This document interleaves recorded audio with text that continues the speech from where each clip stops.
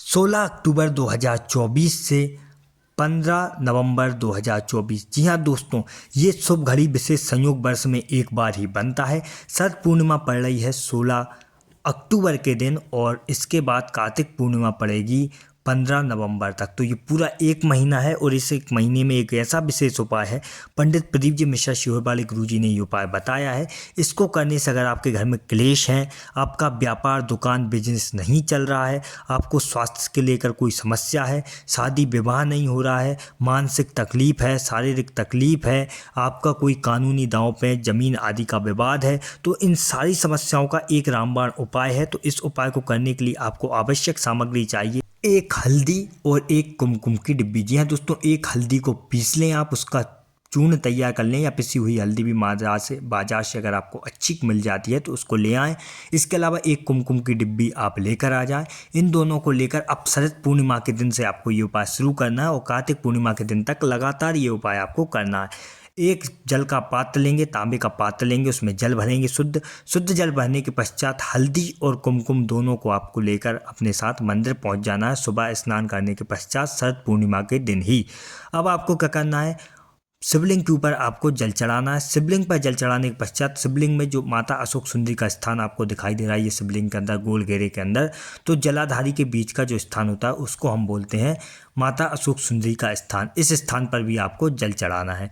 जल चढ़ाने के पश्चात आपको एक हल्दी का गोल टीका लगाना है माता अशोक सुंदरी के स्थान पर। इसी के साथ साथ आपको उसी उंगली को धोना नहीं है, उसी उंगली को आपको कुमकुम में डुबाकर कुमकुम का एक टीका आपको उसी माता सुख सुंदरी के स्थान पर लगा देना है।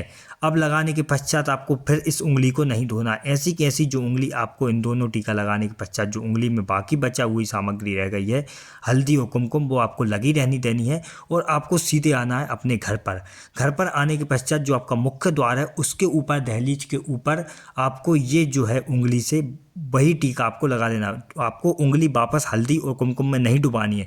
जैसे आपने ये मान लीजिए ये आप दिखा दे रहा है आपको, ये हल्दी है, आपने हल्दी का टीका लगाया, फिर आपने कुमकुम का टीका लगाया उसी उंगली से, उंगली को धोया नहीं। अब उंगली में दोनों चीज़ें लगी रह गई। अब उसी उंगली को घर की दहलीज पर आकर आपको उसी तरीके से एक टीका लगा देना है। अब आपको नियमित रूप से यही काम करना है। एक लोटा जल लेकर जाना, शिवलिंग पर चढ़ाना है, माता अशोक सुंदरी पर चढ़ाना है, हल्दी और कुमकुम का टीका लगाना और उसी उंगली को वापस लाकर आपको घर पर लगा देना। लगातार एक महीने तक आपको ये उपाय करना है, कार्तिक पूर्णिमा के दिन तक। आप देखेंगे कि ये करने से आपका जो व्यापार आदि में आपको नुकसान हो रहा है, व्यापार नहीं चल रहा है, वो आपका चलने लगेगा। शादी विवाह में दिक्कत आ रही है, वो आपकी दिक्कत सॉल्व हो जाएगी।